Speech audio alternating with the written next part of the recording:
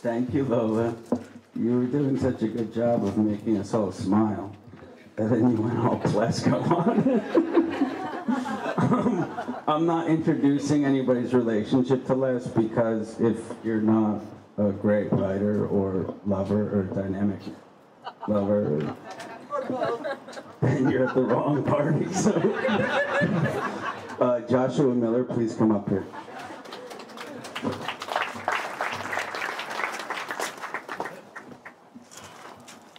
I have a little funny anecdote that I think Les would appreciate that happened about the day after he passed. I had been working with him for the past year on my novel. We had been friends for over 20 years, and he had been the editor of multiple manuscripts and film and television stuff. And so I called my mom to tell her that Les had died. And my mom is this wonderfully beautiful, eccentric, optimist, and brilliant writer herself. And I said, Les has died, and he had just finished the day before editing my manuscript. He said it was ready. Well, it must have really affected him.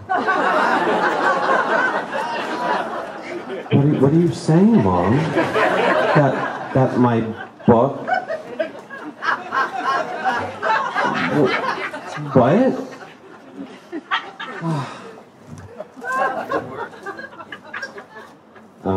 He would have appreciated that. And thank you, Michael, and everyone for putting this beautiful afternoon together. I'd met him also in Kate's workshop. I was 18. He was clean at the time. I was an aspiring addict. He was published. I was writing poems on napkins with my mother's lipstick. And I met this second family that's here. We were all a family. And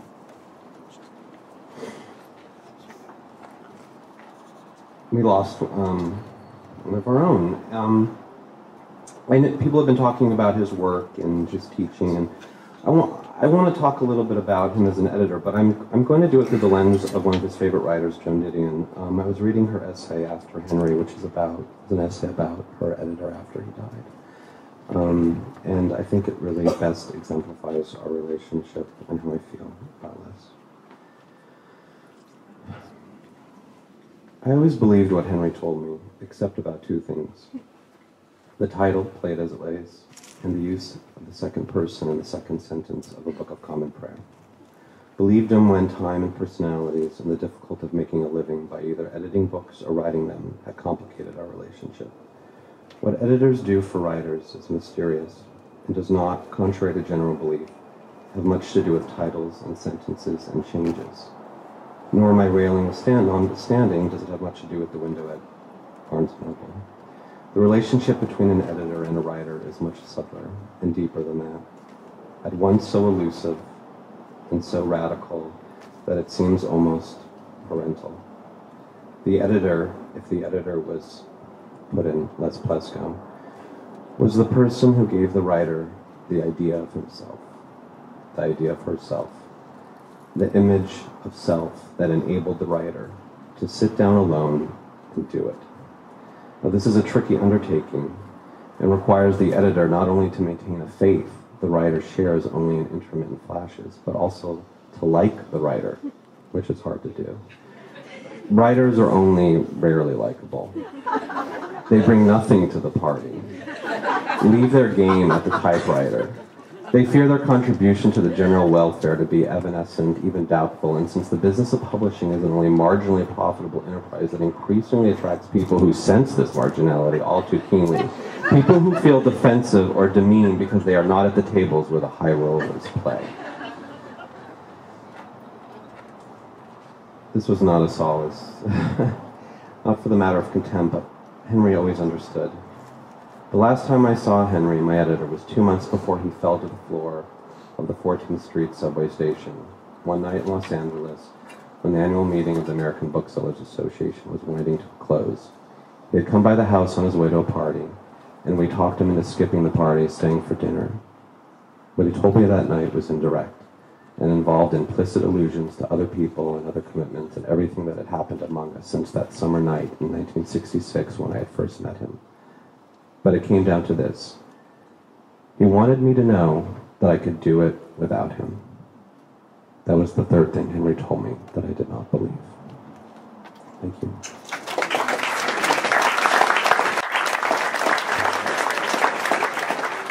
Thank you, Josh. Chris, you're not cooking hamburgers back there, are you? Not now. Now? We're not going to be done for like 40 minutes. You see what I'm saying? All right, cool. And to everybody else here, I'm telling you, it's going to be a little bit. So please make yourself comfortable and have a drink and use the restroom if you so choose. David Francis, please come to the front.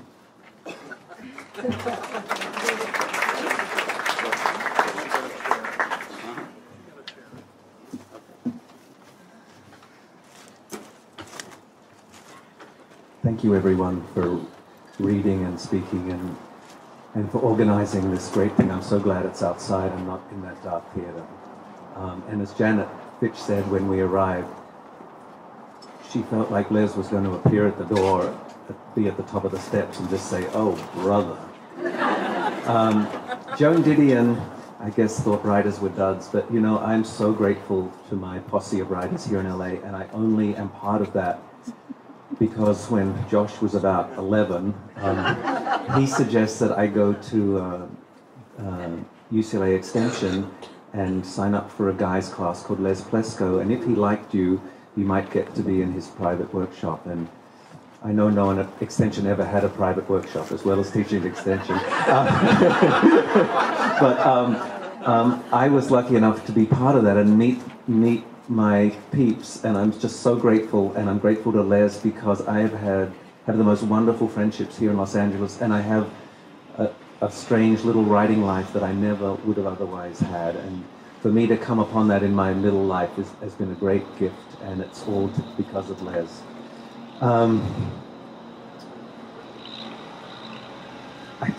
I sent someone called Robin, a friend of mine, to one of Les's workshops at UCLA, and he, of course, had an affair with, she, of course, had an affair with him, and they were somewhere on Main Street, and she was inside getting coffee, and Les was outside with his coffee, standing with his cup, and someone came by and put a coin in his cup. It kind of says it all. And then another time, I was living down here in Venice, in that great old brick building opposite James Beach Cafe beside LA Louvre there, and in this great apartment, and I was there with a friend, my friend Marion, who some of you know, who's sort of English and quite posh and was dinged by the Queen, and we were downstairs, and this creature went riding by, looked like a sort of a dog, like a balding dog with bare feet on a bicycle, and I waved and said, "Hi, Les," and he waved back, and I blew him a kiss, and Marion said, "You know, what on earth is that?" And I said, "You know, that's my hero," and it was my hero. Les was my hero. I'm just going to read two very, very short bits from his more recent works. First from Slow Lie Detector. By now he doubted that dreaming was wishing for pleasure or sex. It's not pleasure we wish for, but death. Thinking like this always cheered him up. Sometimes he told Wynne, "I want to be cold and alone and inebriated." And that just takes it right out of me, because, you know, that's kind of what it sometimes is. Sometimes it's too hard to be sober, and sometimes it's too hard not to be. And then from his more recent book, Who I Was, there's a line on this page that I just saw. "Your sex life with me is a parade of paper towels." But that's not what I'm reading.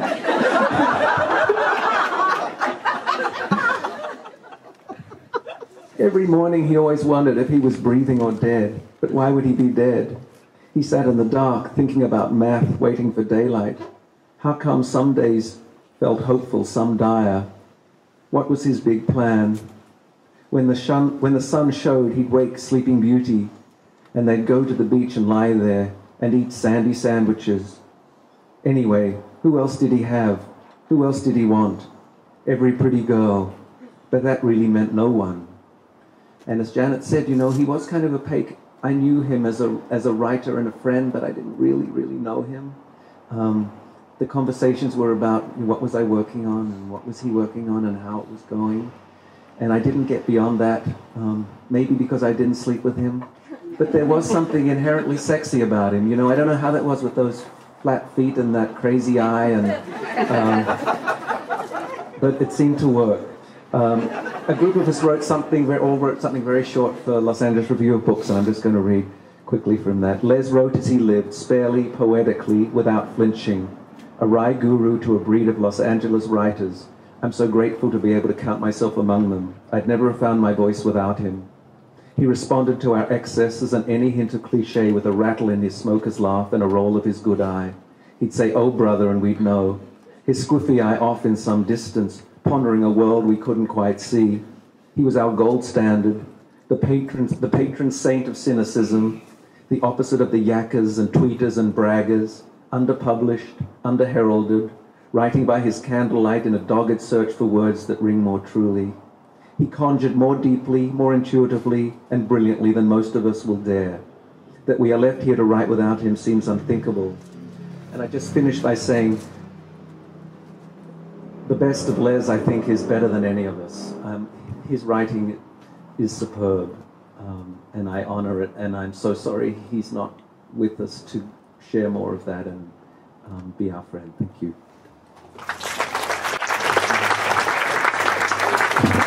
Thank you, David.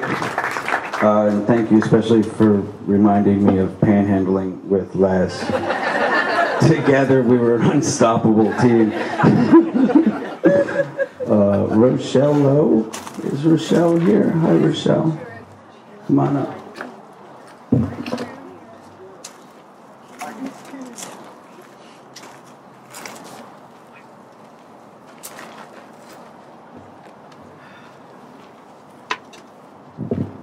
Okay, can you hear me?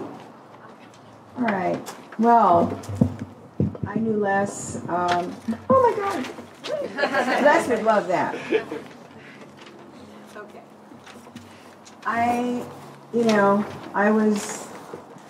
Well, what a gift to have been part of that wonderful berated group at Kate Braverman's. You know, she was our matriarch from hell, and we all loved her. And Les, what can I say about Les? I mean, I've known Les since I began my writing life again. And he's, you know, what can you say about Les? Or what can you really say about his loss? He was truly pure. He was truly the most pure artist I think I've ever known. So I would like to read, I'm very privileged to read from an unpublished novel, oh God, No Stopping Train. All of a sudden, No Stopping Train. These are his first words from that novel. You are the man who sang God Bless the Magyar after we lost the war. I watched you sway by a bullet-pocked door, heard you testing the national anthem's loose notes, a lost war's afterthoughts. I hadn't heard it since school, and then school was called off, all up and down St. Matthias Street. Wind chased your song among tattered banners and placards and flags. Elms cast their shadows on smashed cobblestones, windowsills lined with wash. A corpse swayed against a streetlight in accompaniment, its belt buckle clinking the pole, red checked shirts cheery against the dull sky. Its urgent clogged smell permeated the air, the sad clothes on clotheslines. I was 20 and blonde, black hair showing through at the roots. I thought I could love you, perhaps, but I wanted to know, would it last? You wiped your nose on your sleeve as you sang. You didn't see me, but Sandor, you would have been proud. I wiped tears from my eyes as I whistled along. When you looked up, I stopped. I was shy.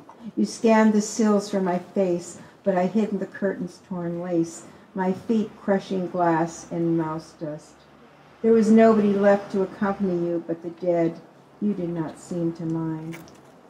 These haystacks bundled with twine remind me of our bed. These men playing cards on this train, they remind me of you with your hair and your face, but then everything does. Torn clouds, your tattered pant cuffs, scarecrows by the tracks guarding dirt, wear your fish-patterned shirt. My palms on the train's window glass, scratched with lovers' initials like ours, are the same size as yours in my hair, in my mouth.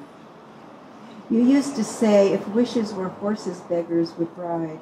I've begged, now I ride, yet I still haven't figured that out. My pale hands in this dicey Hungarian light, my fingers indent where my wedding band used to rest. I hope you understand about that.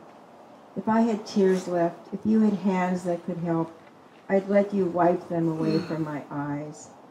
Sandor, if I found my voice, I'd sing along with you now. Thank you.